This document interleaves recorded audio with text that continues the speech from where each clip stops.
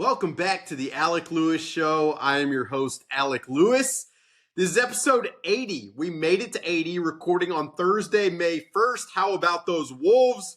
Holy cow, was that a performance last night? And had they not shot 4 for 90 from 3, they probably would have beaten the Lakers by 30. Anyway, looking forward to the next round as well as watching Boldy on Thursday night if you're listening to this on Thursday. Got a guest for you today. He's a returner. His name is Fran Duffy. He works for the All City Network, evaluates prospects, watches a lot of film, and had a phenomenal draft guide that was interactive with tons of nuggets on pretty much, 250 plus players probably in the draft. But we talked about the Vikings picks, got into the UDFA stuff, talked about an interesting name that may be at minicamp, Tommi Hill, cornerback from Nebraska. So always great to catch up with Fran. I respect the heck out of the job he does. And he comes at things from the lens of being in the Philadelphia market. So to kind of evaluate, a specific team from the lens of the team that just won the Super Bowl is always really good. As always, this show is presented by First Resource Bank. It's a member FDIC bank in the Minneapolis area.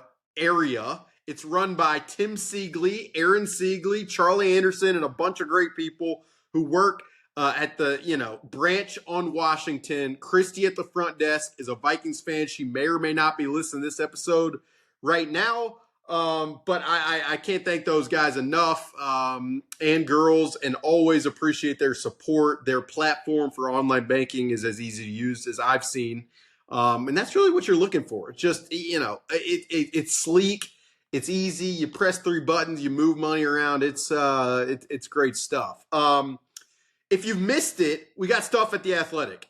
Tuesday wrote a story about J.J. McCarthy that, off seeing him throw and listening to his press conference in person, tried to put together just how he's approaching what Jonathan Grenard called a grand opportunity. And for Thursday, I gave a thought on all the UDFAs that the Vikings have signed thus far. We'll come back next week with more stories. Been having a lot of conversations on players that the Vikings picked and have had fun doing that. So please stay locked into The Athletic. If you're new here, we're almost at 3,000 subscribers on YouTube, which is just incredible. Haven't even been doing this 10 months. But hit that subscribe button right below. It really helps us out. It's helped grow the channel, more resources, more time, better episodes. That's kind of the plan. You can also hit the like button. That helps us out on YouTube too. And if you're listening on Apple, Spotify, iHeart, Podbean, wherever the heck you listen to podcasts, rate, review, follow, and all that stuff. Not going to waste any more of your time. Let's jump right into the conversation with All City's Fran Duffy. Fran, welcome back to the Alec Lewis Show. Not a ton of returners of guests, so you hit the bar. Appreciate you spending your post-draft week with us. How you doing? Alec, I appreciate you having me on again. That's quite an honor to be a return guest. It's we had such a great conversation earlier this offseason, so why not follow that up after the draft? Exactly right. I know, you're like well into the UDFA film evaluations. We're going to get to some of that stuff because, as we talked about before we started recording, the Vikings have a huge class. They always pour a ton of resources in it, but I just wanted to go through pick by pick of what the Vikings did and kind of your thoughts and takeaways. Before we do that, though, I'm just curious for you, like, what was the most interesting aspect of this draft weekend to you? And it doesn't have to be like the most buzzy quarterback thing that maybe it is, maybe that was the most interesting, but just as someone who, this is the world you live in, like what stood out to you most, or what like were you just fixated on as the weekend played out? Yeah, obviously everyone wanted to talk about the Shedeur Sanders fall, and just everything that circled around that. But aside from the quarterback conversation, I think for me, it was just watching to see. This was a weaker class. In a lot of ways, this class just was not as strong as other years we've seen. In the last handful of springs. But I think when you're looking at it, I was most interested to see, okay, how are teams going to approach this? Are there going to be 15 defensive tackles that go off the board in the first 3 rounds? Like, are we going to go nuts and say, these are the best players, we're going to select them, or are teams going to say, hey, you know what, like we're going to wait a little bit because we know the depth of this class. It ended up being the former. They said, we're going to keep scooping these guys up. And by the time you got into day 3 of the draft, that position had largely been picked over. And it was the same thing with a couple of those other strong spots in this draft where teams were saying, you know what, I know that these aren't priority positions, but we are going to scoop these players up while the going gets, while the iron's hot here. Yeah, it's a good segue, and we'll just start at the top. I mean, from the get-go, it felt like interior offensive line was the spot that the Vikings had kind of just eyed as a place that they could add a left guard with potential versatility to really just complete the overhaul of the interior and the offensive line in general this entire offseason. Then Tyler Booker goes off the board pretty early to the Dallas Cowboys. Gray Zabel, in the lead up to the draft, like the day before, you started to get the feeling that there was probably no way Gray Zabel was getting there at 24. And so it presented a very interesting situation for Minnesota. Derek Harmon goes off the board. If you liked him, he's now gone. Jahdae Barron, who, I'm sure you would agree is would have been a great fit for Brian Flores' system. He's off the board. So you're looking at 24. And the options were, trade back. Michigan's Will Johnson is falling, and he fits the zone type of eyes on the quarterback style that they play. And they ultimately snagged Donovan Jackson, sticking with the priority from the get-go of interior offensive line. And I watched maybe one game of film with him against Oregon and Derek Harmon, where he looks athletic, he looks like he picks up stunts. But just how did you feel about that pick at that spot with this specific player?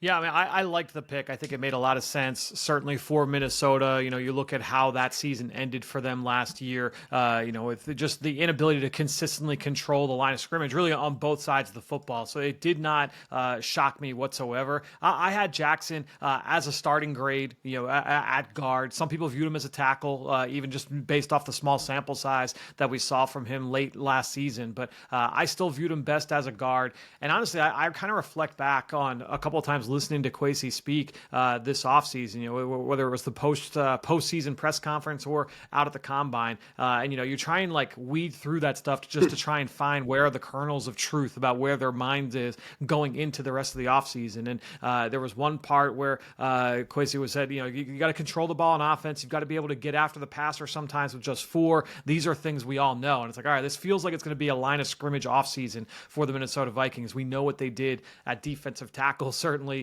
this spring leading up to the draft, but then to follow that up with what they did also along the offensive line. You bring in Kelly, you bring in Fries, but then you continue to follow that up. There was a question about, it was at the combine, and he was asked about just Saquon Barkley and Derrick Henry. Was that going to change the running back market? And he gave this long answer, but then he snuck this little thing in at the end. He was like, that's a position that obviously, if you have the front to be able to block for them, they can change games and they can really impact not just your offense, but your defense, control the clock, and different things like that. And so he kind of circled it back to controlling the ball, offensive line, blocking for them. I said, yeah, they're definitely going to be investing in the line of scrimmage. So it was not surprising that they went this direction. And I think when you're looking at Donovan Jackson, you just feel good about his ability to step in right away and compete for a starting job.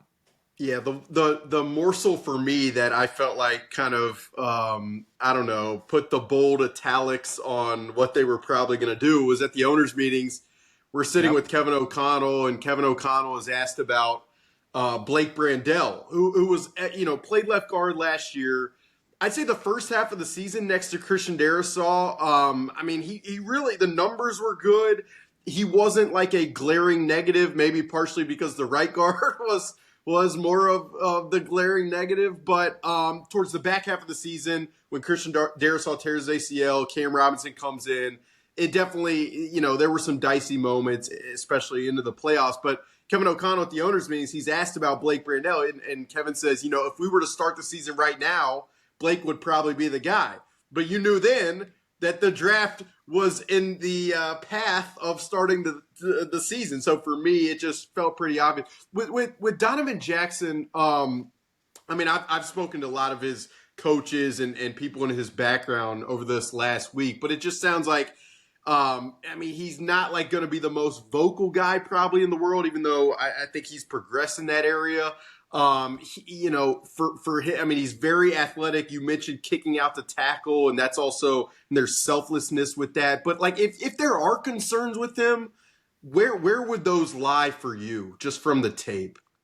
Yeah, I mean, I think there were some technique things that he can continue to improve on, but that's the case for most guys. I would say physically, like he passed all the physical checks that I would look for. I didn't know that he was going to be like a consistent year after year Pro Bowl talent. Like I thought that his power was just average. I thought the athleticism, the reported athletic scores with him coming into the year were crazy. I didn't quite think that showed up on tape. I saw like a solid athlete, but not like an otherworldly player. And that's why at the end of the day, when I take into account everything from a character standpoint, you take into account the film, I felt good about it. I don't know if he's going to be, Zach Martin, Quentin Nelson, like that level of guard. But if we're talking about like this guy's just going to be a really good starter, he's going to make a couple Pro Bowls over the course of his career, but maybe is never viewed as like a top 3 player at the position. That's still very valuable. We're seeing the guard market just explode, and so selecting that guy with a top 30 selection is not out of bounds in my opinion. So I think to me, when I'm projecting him forward, again, the biggest thing was all right, like, not a special physical specimen and still needs to clean up some technique things, but nothing crazy. And you feel good that he's going to be able to get there. That's why it made me feel safe about the evaluation and the projection. Yeah, you mentioned Kwesi after the draft. He said something to me. It was pretty interesting. It's like, teams are moving their most athletic guys inside.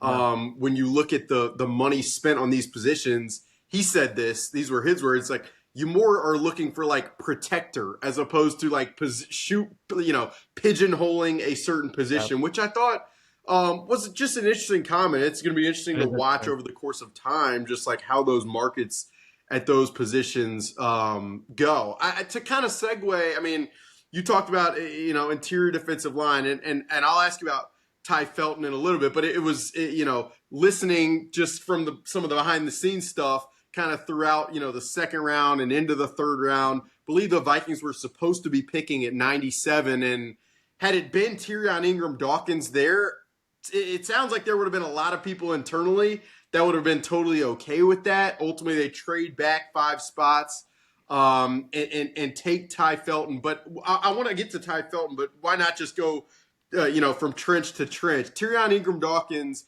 it feels like, is a very Brian Flores player where you just, that he's going to maximize this guy's versatility. I've got a lot of Georgia fans in my life, and a couple of them were like, I really wish he came back because it felt like there was more in the tank there. But just from, the fit perspective, from watching him on tape, like how interesting of a player is Tyrion Ingram-Dawkins to you?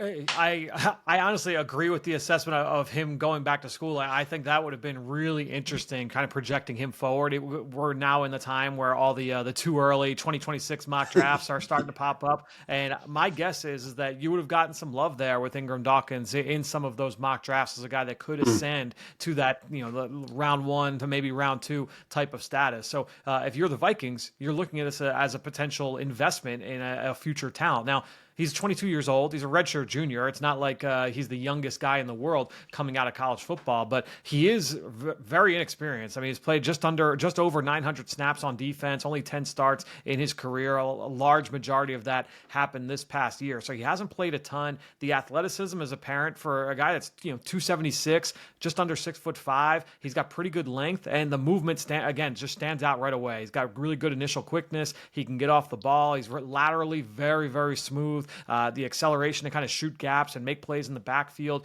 I would say, like, for a guy that typically what you see with a small sample size is the production on a per snap basis is very good, right? So, all right, small sample, the numbers should be there.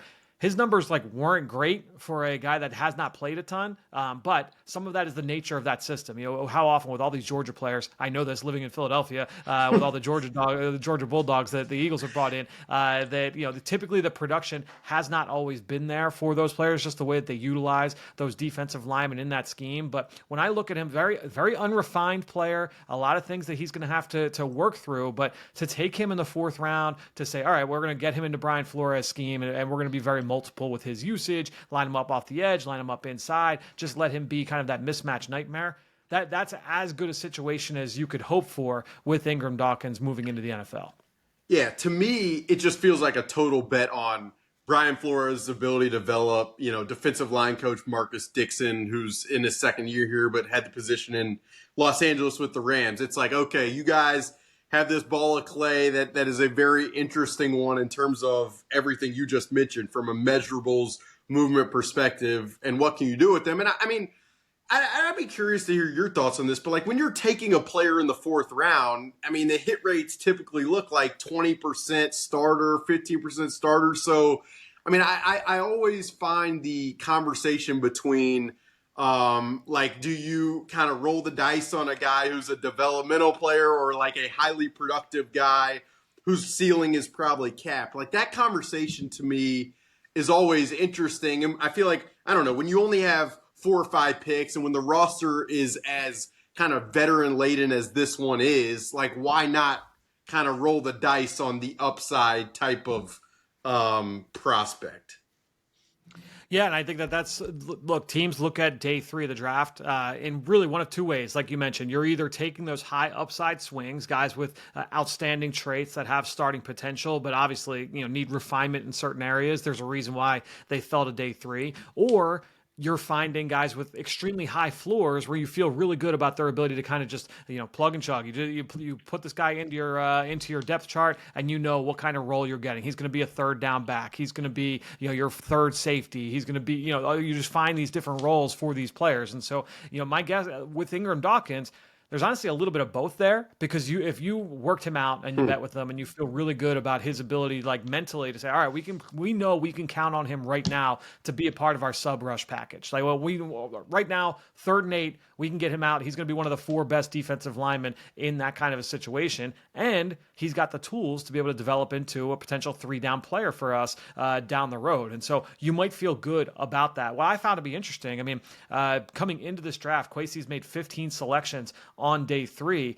He hasn't really selected, and you tell me from obviously going off of like how I evaluated some of these guys. I guess Levi Drake Rodriguez was a guy that was viewed as, oh man, like he wasn't necessarily like the super traits. He was like more like the production, exactly the right. way he played at Texas A&M Commerce, right? But all these guys, I'm looking through these names. You had outstanding size profiles with the Minnesota kid from a couple years ago.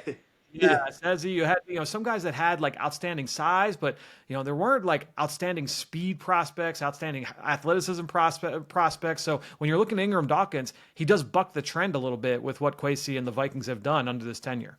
Yeah, that's interesting. And for me, and this is just conjecture on my part, but like I would have to imagine that's a very hard pushing for Brian Flores to be like, this is the guy that I prefer, regardless of kind of trends in the past. It's an interesting conversation.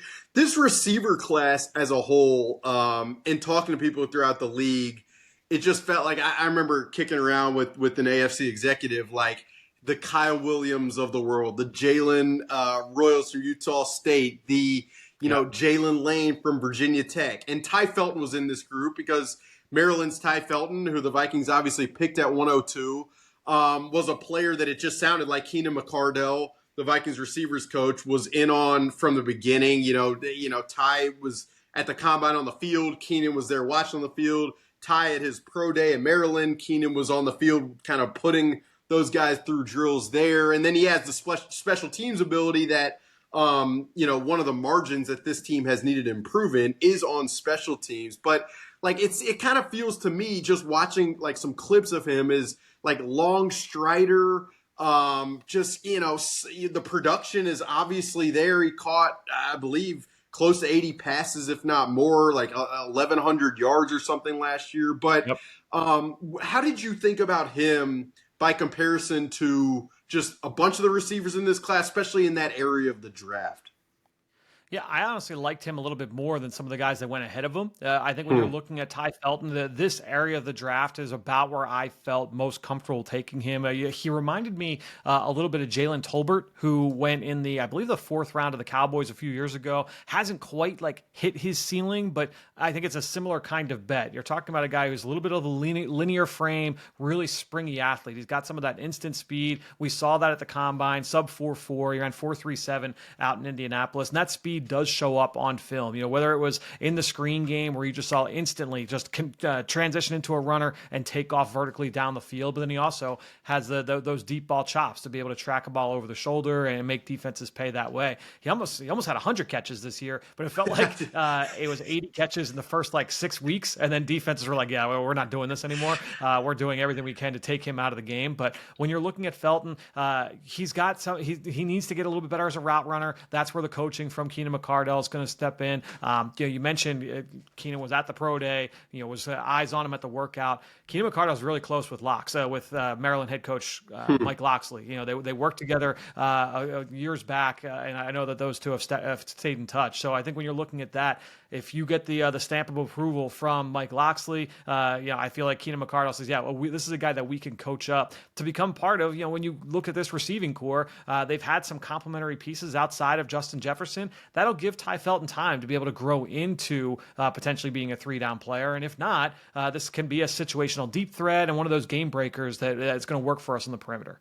Yeah, you mentioned the production, and I remember going through some of the names, hearing that they probably would be interested in the middle rounds in a receiver, and I'm going through some of the names and just looking at some of the numbers and watching, and I remember getting to Tai Felton, who's mostly, shoehorned as the 4th round, 3rd round guy, and I'm like, really? This level of production at Maryland? I don't even know who the Maryland quarterback is. I don't really know much at all, anything about Maryland, but no, I mean, it's you said the perfect phrase or descriptor for kind of the guys that they've seemed to look for over since Keenan has kind of been as big of a voice in evaluation of this position here, springy athlete. That's when I think of Justin, it's just, it's always hard. He just moves different. Jordan Addison is very similar in that regard. Now, Jordan, as a comparison to Tai Felton, gets in and out of breaks probably as clean as you could ever imagine. And that, to your point, is probably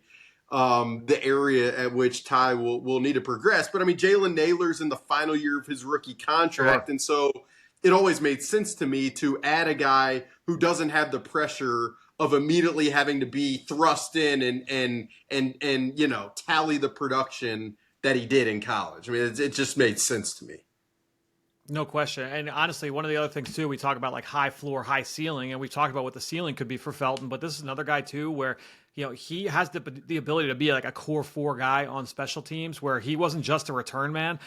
He started 2 years on the kickoff coverage team. He started 1 year on the punt coverage team. And to me, that speaks to that football character, that selflessness as well. Some of the same things we said with Donovan Jackson earlier, that willingness to change positions late in your final season, potentially impact your draft status. I think when you're looking at Felton, there's an element of high floor there with that player that also would make him attractive. And I'm sure that made them feel safe taking him in the 3rd round.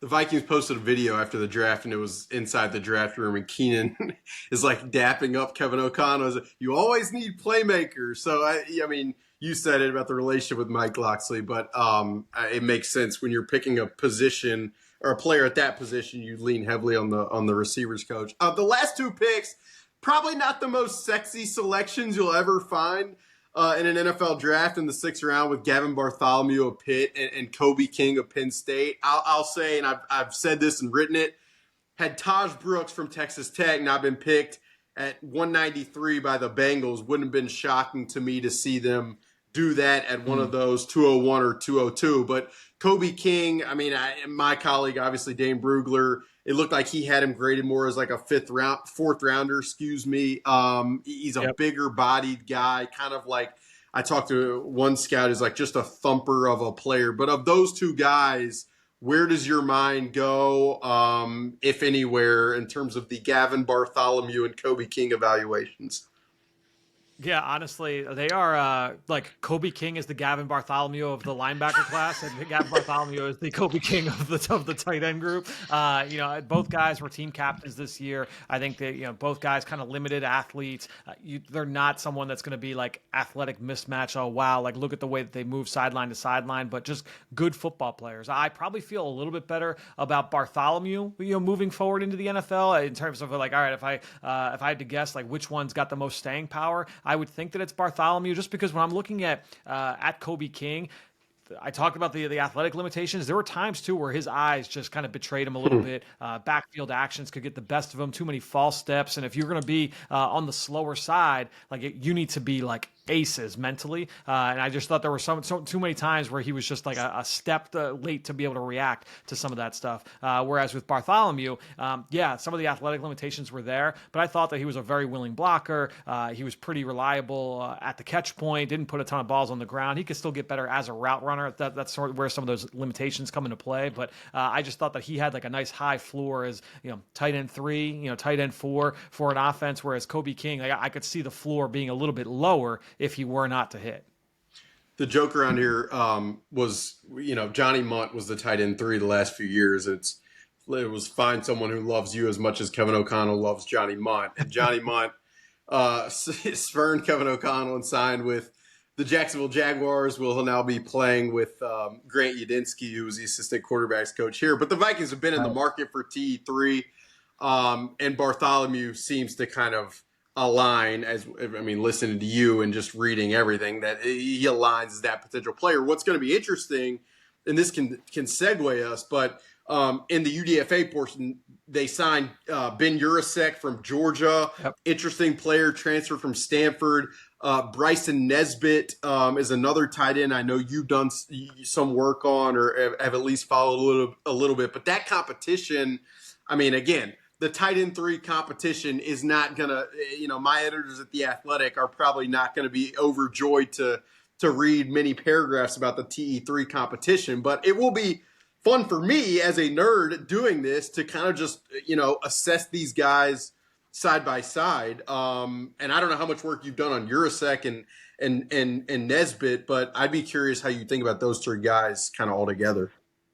Yeah, they're a little bit different from a play style standpoint. Urasek is probably more your traditional, inline blocker. It needs to get a little bit bigger, fill out that frame a little bit. But I think when you're looking at his overall skill set, starting at Stanford, then moving over to Georgia, the pass game production just hasn't been there with him. A lot of that's just been usage, but he obviously got passed over by Brock Bowers in that pass game for the first couple of years he was down there in Athens. And then this year still, he was only, he had 1.22 yards per route run this past year, which is a below average number. Just has not been viewed as like that pass game impact player at the position in that way. Was shocking that he didn't earn a combine invitation. Even too, he was going to come out last year after his 4th year in college. Got invited to the Senior Bowl, and typically when that happens, when the guys come back out the next year, all right, you kind of get that. You get that invite because you accepted the invitation the year before. We're going to extend it to you again. They didn't invite him this year, which I found to be shocking. I don't know if he's dealing injury, things like that, and it just wasn't announced. But usually they kind of go through the process, at least say, hey, he accepted the invite. Right, publicly. Yeah. So you got to do it publicly, and then a couple weeks before we find out that he's not going to be there. But I think when you're looking at Urasek, you're trying to tap into some of the flashes we saw with him early on in his career. I do think he has a little bit more of a well-rounded skill set compared to Nesbitt, who Nesbitt. He was he was getting a little bit of love, coming into the season. I know there was some early mock drafts that had him, we're talking now for the last couple of years at North Carolina, keep an eye on this guy, under 240 pounds, but then he runs 4.88 at the combine. It's that's a tough sell, especially in this talented tight end class. And so that's why he ends up going undrafted. I wasn't particularly moved by him, watching him work out at the combine, had a couple drops, looked a little tight at times, going through routes. So didn't do a full write-up on him for the site. But when you're looking at Nesbitt, probably more of the pass game weapon compared to Urasek more of the blocker. I would feel a little bit better about Urasek's ability to make the team as opposed to Nesbitt at this point. Yeah. No, I think it's interesting analysis. It's fun to watch those guys. to mention that like a Nesbitt would have been projected or mocked. It's always kind of an interesting conversation. Of the other UDFAs, and you've taken a look at the list. I mean, like in talking to people within the league, you hear interesting kind of, people's eyes light up in some way about, Tyler Batty from BYU, Yep. Chaz Chambliss from Georgia, Silas Bolden, the returner from Texas. He's a guy who I've heard frequently from people around. And then a couple of interesting offensive linemen. Logan Brown from Kansas, like just a pedigree, was a 5-star recruit, top 10 recruit in the country coming out of high school. And then I believe Joe Huber, an offensive lineman from Wisconsin. But of those 5, like, or any of the others that you've eyed or watched, is there any that stands out to you of like, that's a very interesting one with the fit and just with what you saw on tape? Yeah, I mean, just going through that list. I mean, Tyler Batty was a guy I didn't study him before going down to the Shrine Bowl, but just kind of seeing him up close, I'm like, all right, this is a kid that looks the part, big, sturdy, edge rusher, not a guy that you're going to be able to move around all that often, a little bit tight athletically, but he was always going 100 miles an hour. I loved just kind of watching him go through practice, and honestly, felt that way watching him at the combine as well. I thought he had one of the better positional workouts where the guy was it just looked like a pro. He's a little bit limited athletically. He's an older prospect as well. And so I think that's part of the reason why he falls out of the draft. It would not shock me if he kind of clawed his way onto the roster or, onto the practice squad. So he would be one name, certainly. Max Brosmer, I know that there were a lot of people that were really high on him and had draftable grades on him coming out of Minnesota. So the local kid there. Logan Brown. There was a lot of buzz about Logan Brown, and the ability that you mentioned, that you talk about the recruiting pedigree, that the tools are absolutely there. Hasn't really put it all together, and you wonder, like, all right, well, why hasn't he put it all together? But especially, look, offensive line, people are always looking for talented offensive linemen. So it is notable when a guy that was at the Senior Bowl, was at the Combine, has traits, doesn't get drafted. It's like, all right, there's typically like reasons for that. But that's certainly a player to watch. If the light comes on, that would be one to watch as someone that could make the roster as well. Chaz Chambliss, he was a guy who lit up the pro day, and afterwards, there were a lot of visits. A lot of teams wanted to get looks at Chaz Chambliss. So good on Minnesota being able to get him in, trying to win the battle for his services. We talked about the tight ends. Huber, there were like you mentioned Huber. He was another guy that there were a lot of people that had draftable grades on him. More of obviously a late round type of look, but I think that's a good signing for them as well. And I know there was one other name that we wanted to talk through as well. Yeah, Bolden, but you want to segue to corner, which I want to real quick because the Minnesota people listen to this. Like Max Brosmer, did you watch him at all? And if so, I mean, I just wonder what you saw.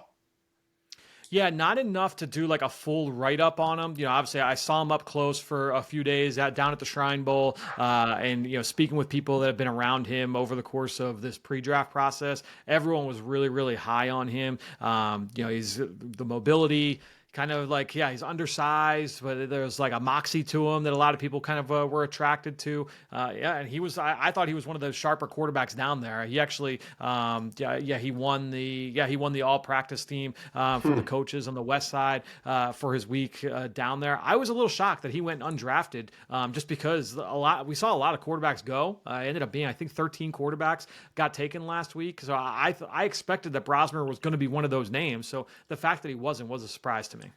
The player we wanted to talk about, it sounds like he has an invite to minicamp. I have not been. I just say this for the podcast. Like I've not, spoken to anyone close to him to receive any confirmation that he'll be here or kind of what the, offer status is. But I loved your board because going into the draft on Die Hard because.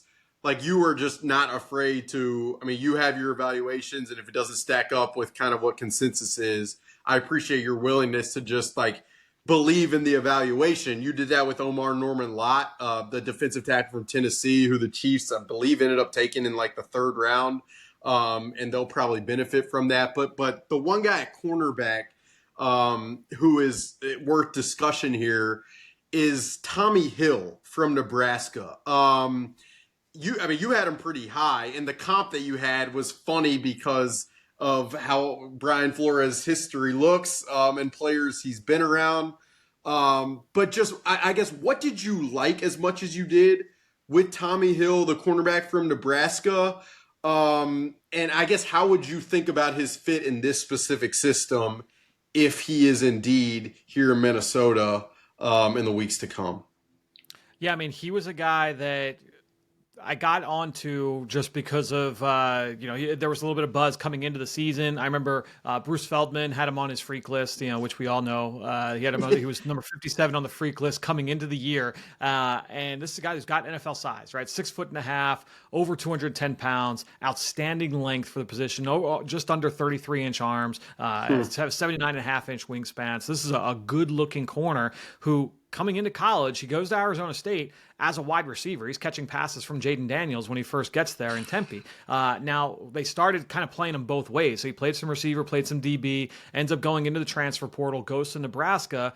When he first gets to Nebraska, they was like back and forth where he's ping-ponging in season. Where, hey, you're gonna be a receiver here this week, and then you're going back to corner next week.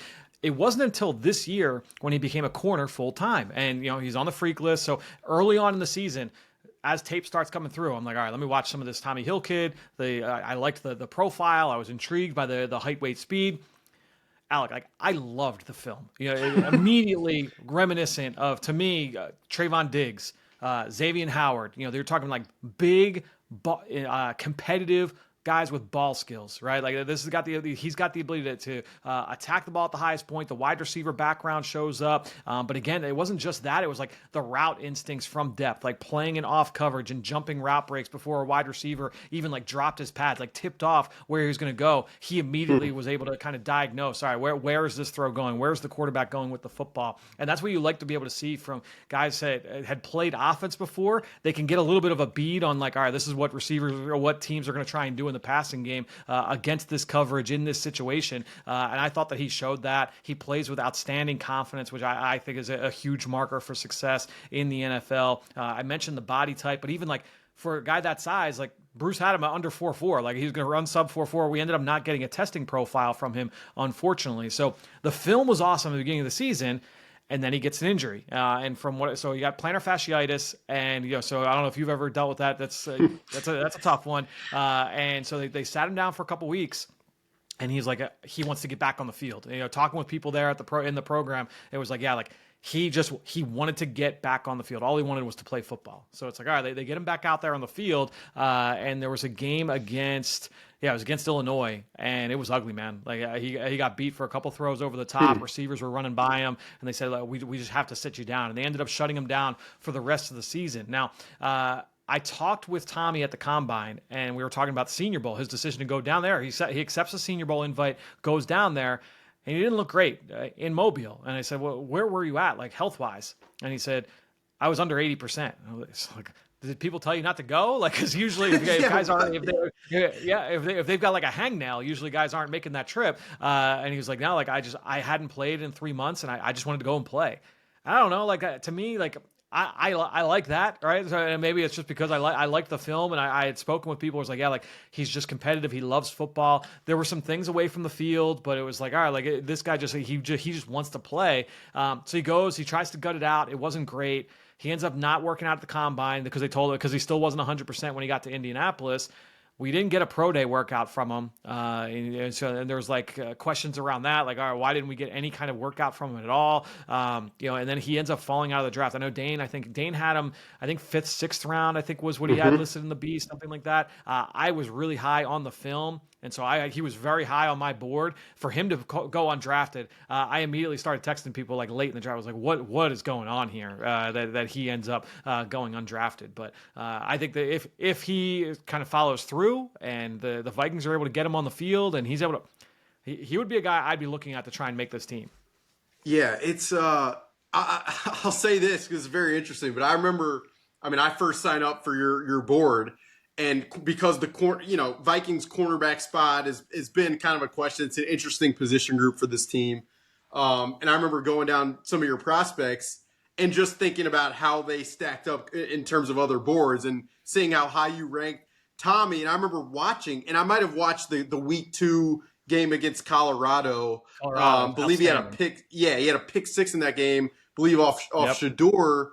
And I remember texting someone on the Viking staff about him after that. So this was spurred by seeing his name on your board, then going to watch the film. And I remember the comment then was like, he's got to land with the right people. Like that just has to be the case. So it's going to be very interesting if he's on the field and if he's here. I mean, we talked about this before we started recording, but Ivan Pace Jr. was a guy who, I mean, I remember talking to evaluators when the Vikings first signed Ivan Pace as a UDFA. Somewhere like, he was as high as a second round grade for me in terms of, yes, doesn't have the requisite size, but just the way he found the ball carrier was just different. And he's proven over the last few seasons like why the skill set was what it was. But it'll be interesting. I hope he's here just from a intrigue perspective. It'll be pretty fun. Just overall, and we'll wrap it up here.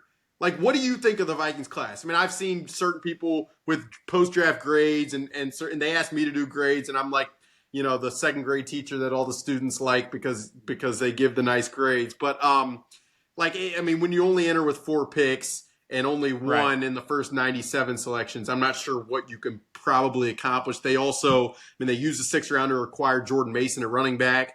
They traded back to acquire Sam Howell as a backup. Probably got to factor some of that stuff in. But just as you think about it holistically, how do you put a bow on it? Yeah, I mean, it's definitely colored through the lens of you only had a handful of picks, right? And so when you have that small of a sample, it's tough to feel like overjoyed. But I think with the limited resources that they had, I like what they did. I think Donovan Jackson, for all the reasons we stated, I think that was a fine selection there at the end of the first round. I like the pick of Tai Felton. You go through, like, Ingram-Dawkins was a little bit early for me, like based on how I valued him, yes, but because of the run on interior linemen and because of the traits, like, I understand the idea there, and I was fine with it, with Kobe King's like valuation. I was fine with Gavin Bartholomew's valuation there. All right, like late day 3, like we're taking dart throws on high character individuals. To me, that's good process, makes a lot of sense. Would you like it if they had 10 picks as opposed to 5? Yes. But obviously that's out of your control, and you went out and you got a couple of vets on the pro market to be able to supplement that roster. And a lot of it, too, will come down to how does J.J. McCarthy look? How does Dallas Turner? I mean, the 2 players that they used a lot of the picks that they did not have to acquire last year. I mean, really, Dallas Turner's progression in year 2 or lack thereof warrants – the bullseye that it has on just the process. So it's going to be fun to kind of assess and watch. Fran, always appreciate you taking the time. It went much longer than I bargained for, but I owe you for the time, the analysis, and I'll keep you in the loop on Tommi Hill. It'll be interesting to follow if he is here. Thank you. Thanks for spending the time, man. Always appreciate it. Excuse me. No, I appreciate having me. I'll be reading along for the Tommi Hill updates. Thanks, Fran. Talk soon. And that'll do it for episode 80 of the Alec Lewis Show. Really appreciate Fran Duffy hopping on the show, talking through his evaluations of the Vikings 5 picks and the UDFAs. You heard the passion of Tommi Hill, about Tommi Hill, the cornerback from Nebraska. We'll see what kind of confirmation I can get as far as him potentially being in Eagan for minicamp. But one to watch for sure, and we will have coverage of it if he's here, if he's not, of all the other players who are going to be here over at The Athletic. So please stay locked into that. If you're not, follow me on social media, at Alec_Lewis, where I tweet thoughts about, the Wolves and reviews and all that good stuff. Really great stuff. But yeah, appreciate you guys being here. The show is presented by First Resource Bank. Please hit the subscribe button if you're watching on YouTube. If you're listening on Apple, Spotify, rate, review, all of that good stuff. I'll be hosting with Paul Allen on KFAN 9 to noon on Friday. We'll be talking some Vikings. We'll be talking some Derby, Kentucky Derby. We'll be talking probably some Wolves, a lot of jokes, maybe some bad ones. I'll try to keep PA steered on the right ship, but that's not really possible. So tune in for that. And we'll be back later next week with multiple episodes. So keep locked in to the channels, to the show. Appreciate you guys listening. Never take it for granted. It's been very fun to build this thing. And yeah, episode 80. We'll talk to you guys very soon.